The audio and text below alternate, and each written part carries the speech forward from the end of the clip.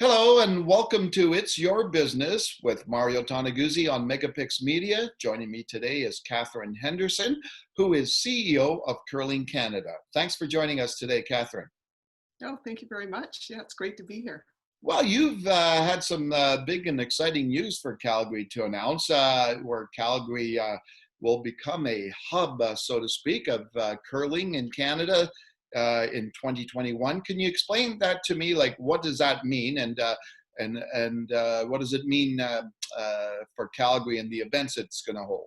Sure. Okay. Well, as you're probably aware, Curling Canada is in the business of, but part of what we do is we put on events, generally from coast to coast to coast.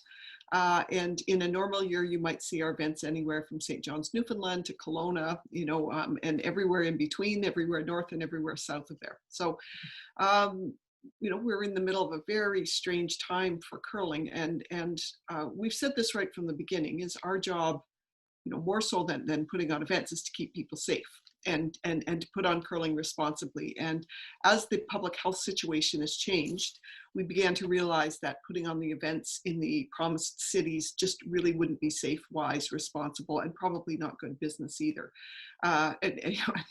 Probably in lots of places not allowed by public health.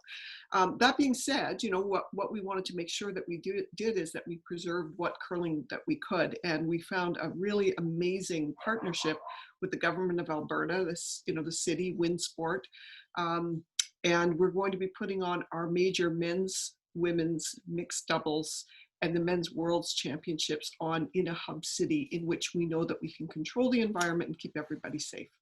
So, how many events will Calgary host? Calgary's we've got 4 events going in there. So the men's, the women's, the mixed doubles, and we've also got the worlds, the men's worlds going in. Okay, then, and when you say the men's and women's, for people that don't know, what are where Of do course, those events go by? The name? yeah, no, and because these are very important. So the Tim Hortons Brier Yeah. and the Scotties Tournament of Hearts would be our men's and women's championships, and we're very grateful for those business partners and long-term partners and friends of curling. Okay, super. So why Calgary? Why was Calgary chosen for this? Yeah, no, I mean, we looked at a number of different places. First of all, we needed a place in which we could do a number of things. We needed access to an international airport. We needed a place that we felt that we could keep physical distance, but that the ice and the conditions and where the athletes are going to be playing and living, we were able to really control the whole environment. We did explore other places, but we felt that this was a really, really good solution. And of course, we've got the Olympic venue from 1988 there. So we know that the conditions in terms of putting on this level and quality of event is going to be there as well. So that's, and then of course the Alberta government, economic development, tourism, all of those people, Sport Canada came together to say, we want to work with you on this. Now, I just want to get this straight in my mind, in terms of the actual events where they're taking place. So they will be taking place at Winsport? At Winsport, yeah. Yeah. Okay, so Winsport, for those out there that aren't aware, is the former Canada Olympic Park. That's right. Why Winsport and not, obviously we think of the Saddle Dome, right, and down at Stampede Park? Yeah, well, I mean, that's a pretty big venue. We don't need that size. We're not having any fans in the venue, so it's a compact venue but it's the location, and it's location relative to the airport and to the hotels and to some practice facilities. And we've also got the Canadian Sport Institute out there, so we know that we not only have the support, we've got the ice, and we've got sort of the laneway to be able to keep people safe and moving in and out of these places that they need to be, but keeping them bubbled the whole time. So, and again, there was quite a bit of support actually from the local and provincial and actually federal governments to go there. Okay, super. Now, I know you're not an economist, but obviously this is going to have some positive economic impact for Calgary, right? Absolutely, it is, and that's why Calgary Tourism and your local economic development agencies are working with us.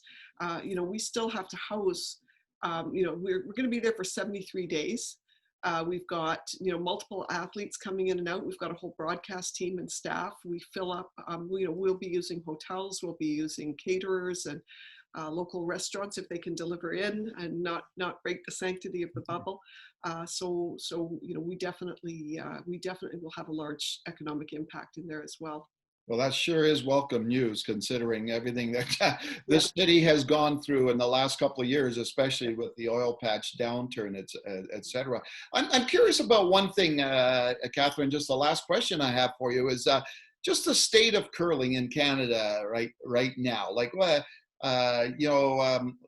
have you seen in the last few years the popularity of the sport growing?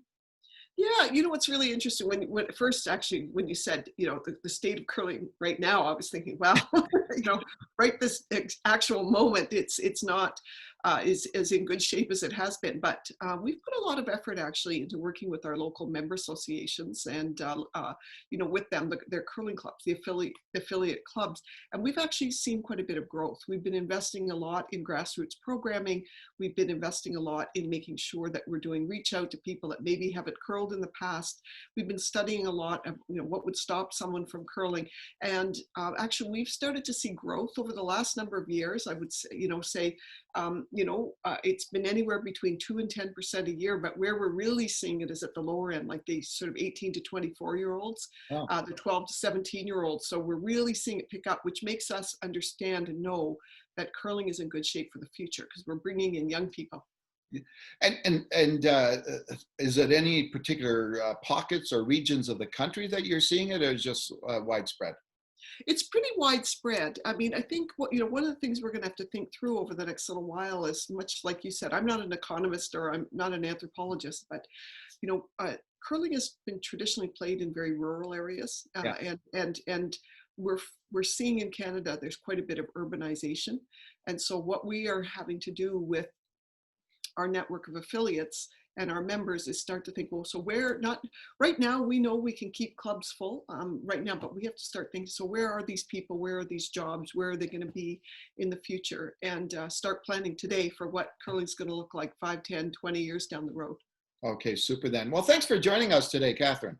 Yeah, no, Mario, it was great to see you, and thanks very much. Okay, thank you. That was Catherine Henderson, who is CEO of Curling Canada. This has been It's Your Business with Mario Toneguzzi on Megapix Media. Thanks for joining us today.